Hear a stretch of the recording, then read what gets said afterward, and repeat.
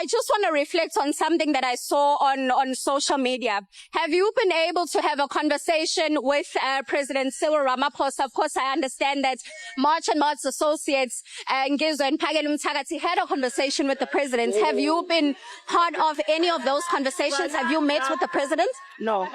I mean, Jacinta has come out to name the reason why she believed the president invited the rest and not her.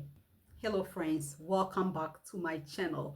My name is Mami Solomon, and today we are entering this March and March matter properly because something is not adding up, and a lot of people have been saying different things without the actual facts and what is happening. So today we are coming to unravel the whole story, bring out the secrets, things that went behind Jacinta's back, the main reason why Jacinta was not invited. Just like many of us, we thought everything was one body. We thought that June 30th thing was just one body, one movement, March and March organization. And so we see the likes of Jacinta, we see the likes of Fakel, we see the likes of Insizwa, and we thought that, oh, okay, probably they are under the same movement. Probably one is the president, one is the organizer, one is that, one is that. The first secret is that it is not like that. These people belong to different foundation, they belong to different movements, they belong to different groups of anti-immigration in South Africa. But because they were fighting for a common goal, this time around they decided to come together and fight as one common people. So it's not like one movement that they all belong to, right?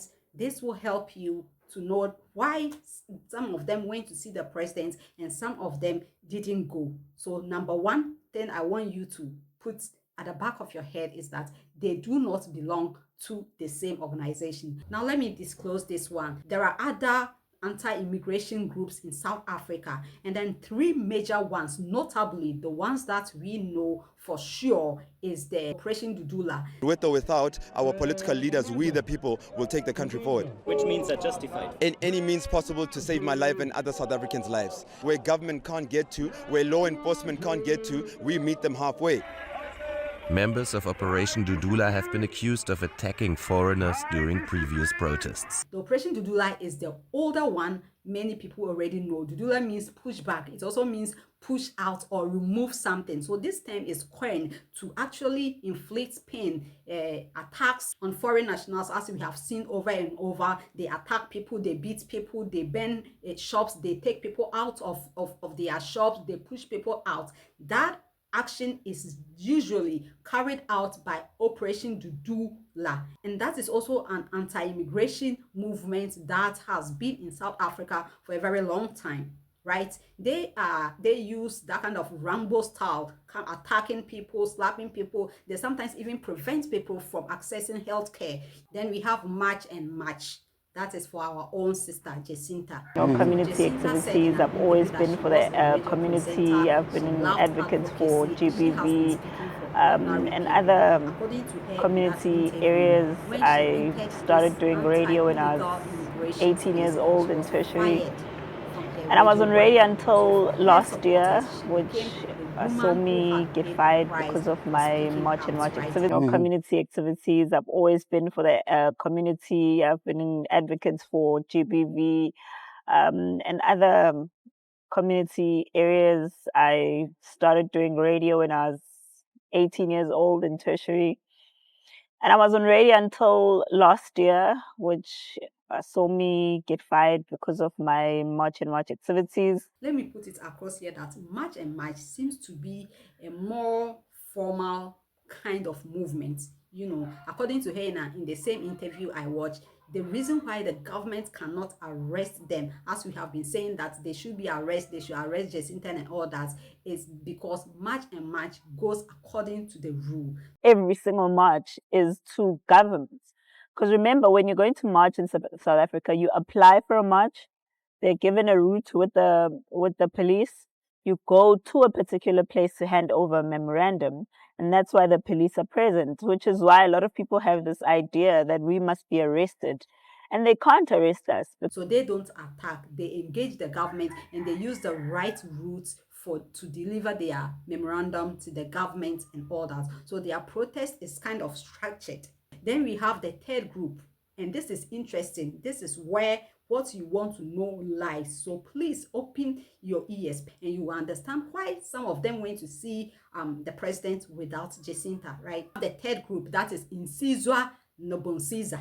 Insizwa Nobunsiza. This is the group linked to the two men who went to meet President Ramaphosa before the June 30th protests. Their names are Insizwa Nobunsiza, Raquel Fakel Ntakati. These two men are not the main faces of Jacinta's March and March.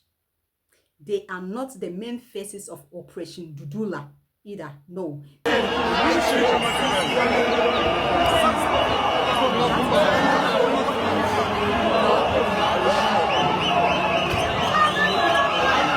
The picture becomes clear. Jacinta, if they feared for their lives, they wouldn't be here. Remember, they left their countries because they feared for their lives, didn't they? Now, if they fear for their lives, what's stopping them from going to the next country? Why are they still fighting to be in South Africa? If you fear for your life and all came together under one big umbrella. March and march, march and march, march and march, march and march, march and march, march and march.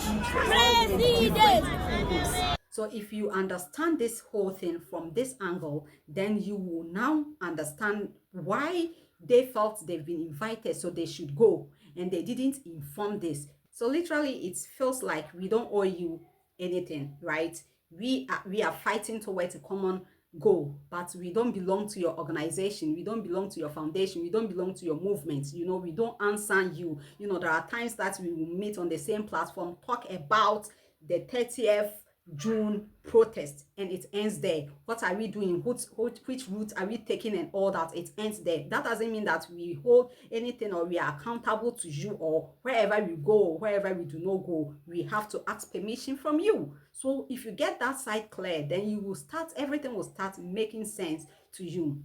So it could be that they had both submitted different letters requesting to meet the president. It is possible, since they belong to different movements, you know, unless they come out to tell us that, oh, okay, the 30th June protest committee came together and then we submitted this request. If that is it, then we will know that, hey, this is by all means wrong. These people are separate movements. So if they submitted separate letters requesting to meet the president, had the chance to meet the president, then you can't fault them, right, for going to meet the president. Where we find problem with is that at least this is not some secret court that you are with. This, whatever discussion that you are going to have has got to do with the 30th June. It has got to do with the anti-immigration stuff, blah, blah, blah. So at least be courteous enough and then inform the group, the committee that you have formed for that particular 30th way. Unless it's some secret society something or occultic something, secret something that you want to do. But if it has to do with the anti-immigration operation going on, then I think that letting Jacinta know would have been perfect. In that case, when Jacinta was asked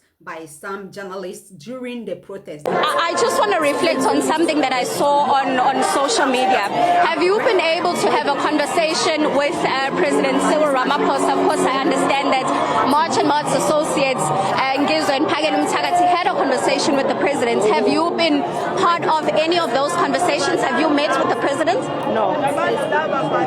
Were you aware of that meeting? they see this as a big opportunity, right? You know, so if they are asking for who is the leader who can come, probably they feel like if they tell everybody, then they will say that, okay, Jacinta should be the leader going to meet. But in this state, we are all leaders. So I will also show up that, oh, okay, me too, I'm a leader, so I can come and then meet you, right? And it happened. She knows that going to meet nobody but the president is a huge opportunity. Today, I was in the street shouting, tomorrow, I am going to handshake the president. The next day, I'll be called a stakeholder. And this is an opportunity he would not want to miss or lose it to Jacinta. So he has to claim the leader and then go fast and fast and fast. It is called recognition politics.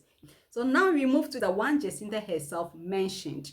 I mean, Jacinta has come out to name the reason why she believed the president invited the rest and not her. She said it could be her surname, the Zuma surname. She suggested that maybe she was left out because of the name Zuma. And in South Africa, Zuma is not just a surname. Zuma is politics. Zuma is ANC history. Zuma is KwaZulu Natal energy. Zuma is a whole file on its own. So when Jacinta says maybe the surname played a role, she may be saying that the president's camp saw her as politically complicated. Is it true? We do not know. But is it possible? In South Africa politics, please, anything is possible. Because Ramaphosa and Jacob Zuma are not exactly sitting under one tree, drinking tea and laughing. Now, the government has also responded and is getting interesting, right? And their responses was very simple. Yes, the meeting happened, but do not put the blame on the president's head for not calling Jacinta. According to them, the president only received a request to meet stakeholders. And when the meeting was granted, it was not Ramaphosa's job to choose who should be in the delegation. Period. So in other words, government is saying we opened the door, but the people who entered the room were chosen by the organizers themselves, not us. We are done. So if Jacinta was left out, government is washing its hands. Government is saying we opened the door, but the people who entered the room were chosen by the organizers themselves. So if Jacinta was left out, government is washing its hand. Go and ask your own people who received the invitation, who selected the delegation, and who decided not to tell you. We are done with you. But the question still remains, which letter did the government respond to? Who received the response from the government that their request has been granted? Who decided the delegation? Who decided Jacinta should not know? Because if this was connected to June 13th, how do you leave out the woman whose movement name was carrying the protest?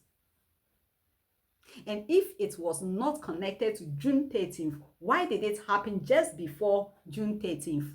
That is the question everybody is asking. You see the problem? This is not just about one meeting. This is about power. It is about recognition. It is about who gets access. And that is what we are seeing right now. It is about who government sees as important. It is about who becomes the official face of the anger. And for Jacinta, that is the painful part. She carried the noise, she carried the name, she carried the backslash. But when the president's door opened, she was not inside the room. So was Jacinta betrayed? Was she played? Was she sidelined because of the Zuma surname? Or did the two gentlemen simply use their own channel and grab the opportunity? Me, I am not saying I know everything, but this one does not look clean, because a protest can have one slogan but many interests, one umbrella but many ambitions, one public message but many private agendas. And inside every private agenda, there's always somebody saying, but I thought we were together. Leave your thoughts in the comments. If you have not subscribed, please, this is the time for you to subscribe for me. Subscribe. Like this video and turn on your notifications so that when I bring you the next video, you will be notified. My name is Mami Soma, and I will see you in the next video. And thank you so much for giving me 100 subscribers. I appreciate it so much. 100 subscribers. Thank you so much. Anybody who has subscribed, God bless you. Keep helping me to let this channel grow. Love you all.